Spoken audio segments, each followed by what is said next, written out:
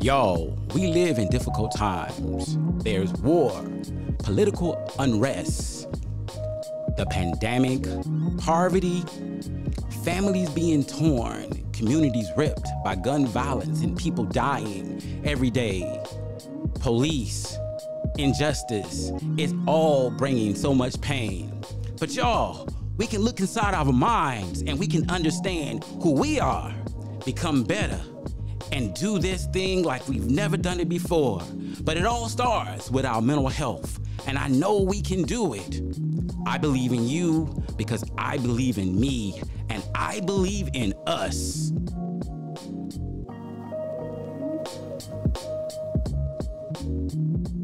What up, y'all? What up? And welcome to another episode of Therapy is Life, where thinking, feeling, and experiencing well-being is the name of the game. Today, we have with us Tony Miller, the mentoring mind coach, 11 years. Listen, y'all, today's episode, I love it. It's called Just Don't Quit. We shouldn't see our failures as things that define us, only as different types of opportunity that maybe is adversarial towards us personally, but it's actually meant to help us grow. It is. So some people don't like hearing the word. So if they're working towards a goal and they hear the word no, that when you mentioned the thinking, I can't do it. It wasn't meant for me. Who did I think I was to even try? Those thoughts creep in. And I always try to tell my coaching clients, you can start off saying those thoughts. I'm not good enough. Why did I even try? But at some point you have to tell yourself, that's not me. I am good enough. I do have the ability. And when someone tells you no, because I always try to say affirmations. Affirmations is a way to help you get through the short-term pain of failure. Affirmations will realign you and reset you, recalibrate you to help you see that I am making progress. I'm in the process because I got a promise. I have a promise. I got a good plan. I have a support team around me. I'm just going through a little situation right now. So when I hear no or I get frustrated, here's one of my affirmations. So, or I can just say this. No means, instead of N-O, it means next opportunity. Yeah, there we go. Failure is the chance to do it all over again. You can do something over again when you fail or learn, okay, so this is part of the process. I had to go through this. I didn't want to go through it, but I had to go through it. Now, what can I learn from it? How can I build on it so that I can make finer and finer distinctions to get better and more consistent results? You said something earlier when some of your clients come to you and they say, I'm not here and this is where I want to be. And then you look at what effort they've put in. So the desire might be at 100, but the effort that they have put in to get to that 100 might be minus 10. Consistency, man. Consistency is the difference a lot of times between failure and success. Exactly. Consistency. And that means dealing with the adversity and the challenges of your experience. When things get hard, not giving up, not quitting, moving through those challenges, finding a way to keep things going. You know, they say that an entrepreneur really never quit because they find a way to keep things moving even when they face adversity. They find a way. You know, I remember starting out as an entrepreneur, and when the ebbs and flows of money was like up and down and twist and turn, and finding a way to get through and keep moving, not getting in that mentality. Because, you know, some of our friends who maybe started in private practice may have been like, nah, man, I ain't doing that, because they were so uncomfortable with that idea. But you have to find a way to move through that process. And then the next thing, one day you wake up and you realize, oh, wait a minute, that's not such an issue for me anymore. But it took time. Oh, man, you hit on something. Time. There's an appointed time. It happens just like that. You cannot put a value on time because it's just that precious, man. And let me say something about success. It's 4 Ds: discipline, desire, dedication, and determination. You have to enact all four of those D's every day. We talk about consistency every single day. Now, when you achieve your level of success in entrepreneurship, you might have put so much energy and effort into that now you got to pay attention to your wife, or now you've put so much attention and effort and consistency into your wife that now you got to spend more time with your children. So it's never ending. You say entrepreneurship never stops. You better believe it never stops. We're Exactly. constantly evolving. But those four D's, discipline, if you are not disciplined, I don't really know how you can expect success. Say that again. Say that again. Say that again. If you are not disciplined, how is success gonna land in your hands or drop in your lap? How? Yeah, exactly. And to add to your point, I believe that discipline can start, number one, internal motivation. If I love something, I'm probably going to be more motivated to do it. If I believe that I can actually accomplish it, I'm going to be more motivated to do it. Even if it's the stuff I don't like doing, because I see it as a part of something I really enjoy doing, it's easier to do it. But some parts of discipline, some things we have to do, we may not like at all, but we'll do it because we must. Yeah, absolutely, McGee. And if I can piggyback off something you just said, the thing that I like doing, or if I know I've put forth the effort, I should get a result.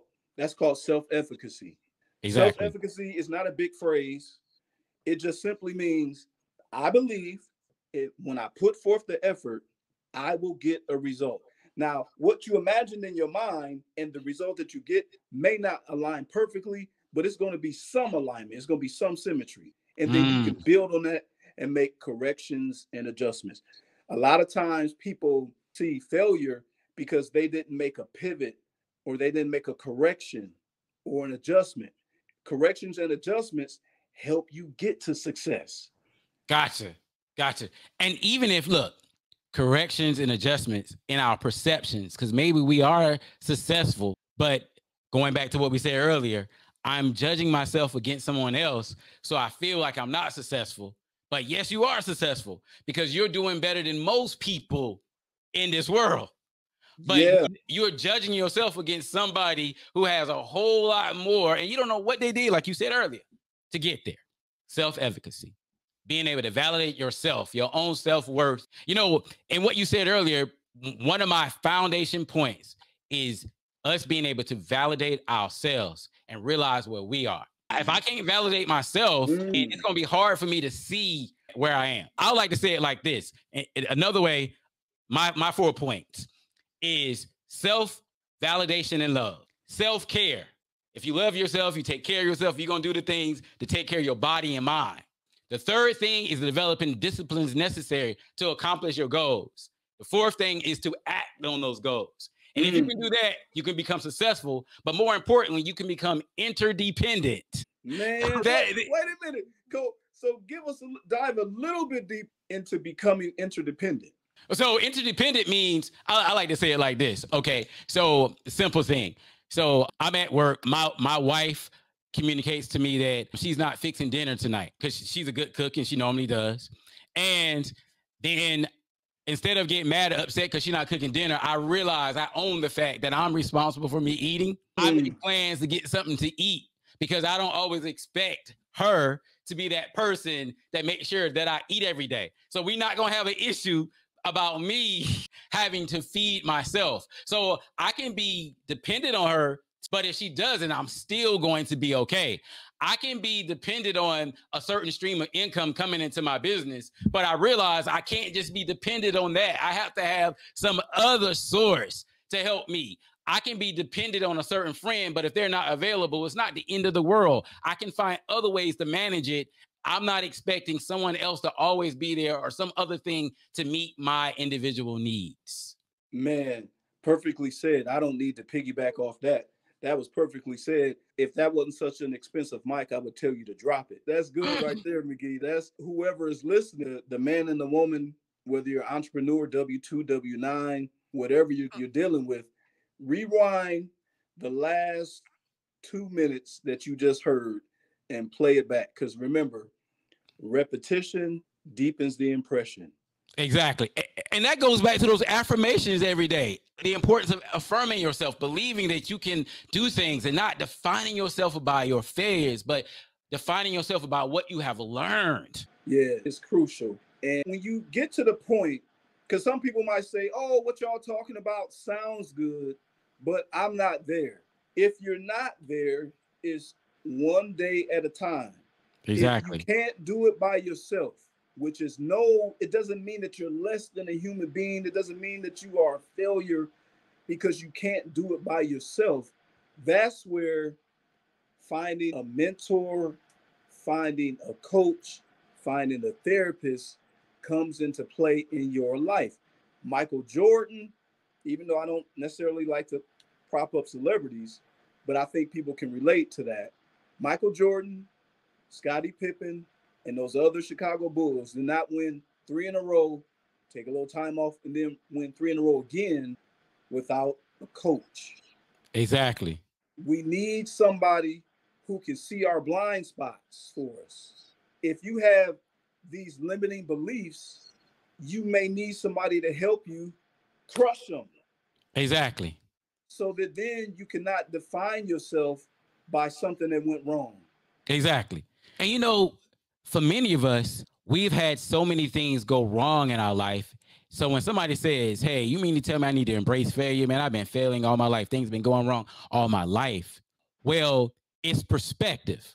You know, what did you learn from that failure? But having someone in your life to help speak to you is critical, because it don't have to necessarily be a therapist, because sometimes when we begin to move forward, we will feel uncomfortable, have this cognitive dissonance about it. Like, I don't deserve to be here. How did I get here? I'm not supposed to be here, you know, and we'll sabotage it because we don't think we deserve being in a place where things are good. And all we do is be looking for crap to hit the fan. Like, oh, you know, like, and so we can't embrace our opportunity and worrying about failure to the point we can't enjoy and embrace the journey and where we are right now. Because we so busy being stressed out. So that's why it's important to have some people in our lives to help us where we are and how we can grow and help us understand, look, no, that's some of that negative thinking, man. That's that stuff from the hood, man. You got to let that go. You got to let that go. And the reason why I said therapist, coach. Yes, that's fine. That's great. Yeah. Because sometimes people can't find somebody in their environment who speaks differently. Exactly. But if you can find somebody who speaks differently, of course. Yeah. So any other questions, McGee, you want to ask? You know, I think you've pretty much answered all my questions, man. Actually, before I even got to them, I think you already answered all the questions I had. So just don't quit. If you had to give a closing statement on why people shouldn't give up when they've gone through different things and face failure, what are you going to say? I would say to the person who has experienced a lot of failures, and that's what's in the forefront of their mind, is that all you have to do is change environments. And I don't mean moving from Ohio to Florida or from Florida to Alabama.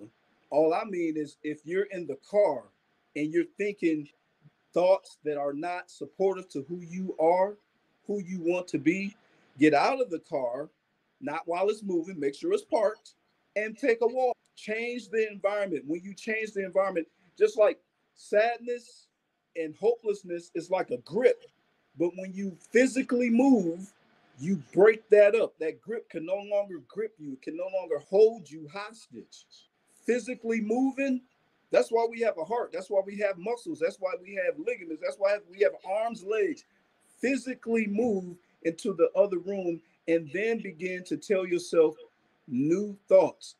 If the thought was, I'm not good enough, move into your next environment, move into the next room, move into the kitchen, the bedroom, outside, go on the porch, go on the balcony, go in the car, go in the garage, wherever you have to move, and say the opposite of what you've been saying. Repetition deepens the impression. Pretty soon, the thoughts that you want to think will outweigh the thoughts that you've been experiencing or that you've been holding on to. I got a question for you. Oh, sure. Does that mean you have to adjust the people in your life? Oh, yeah.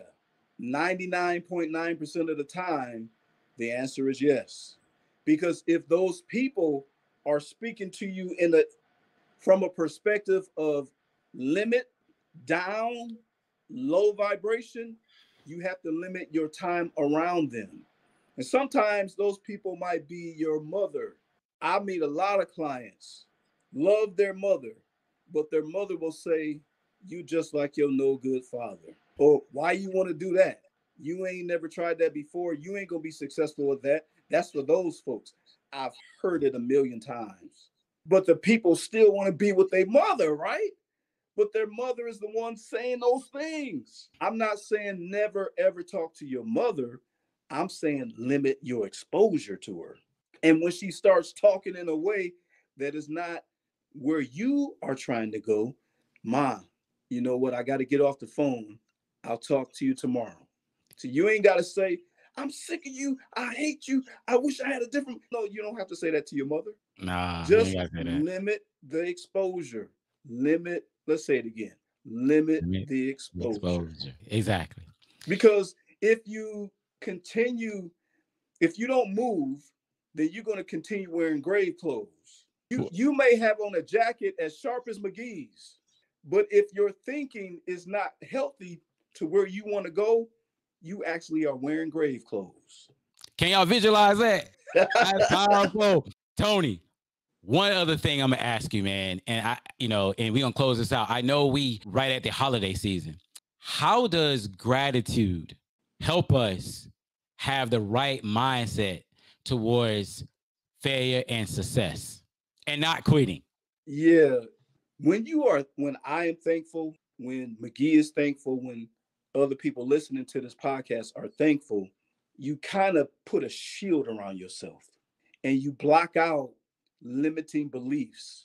You block out beliefs that are not going to get you to your goal, help you walk out your promise and step into your promise and gain the victory over that thing that you have a burning desire to achieve. It boils down to words. When we are grateful and when we show gratitude, it's words. And words have a vibration.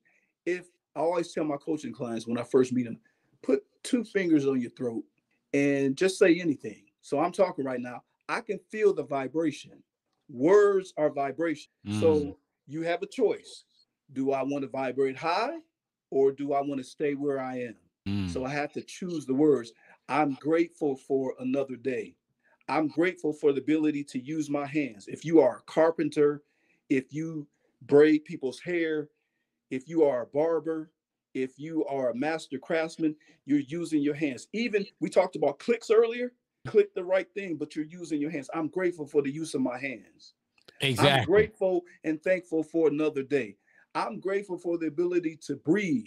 Yesterday wasn't such a good day, but I woke up this morning. Thank you for another day.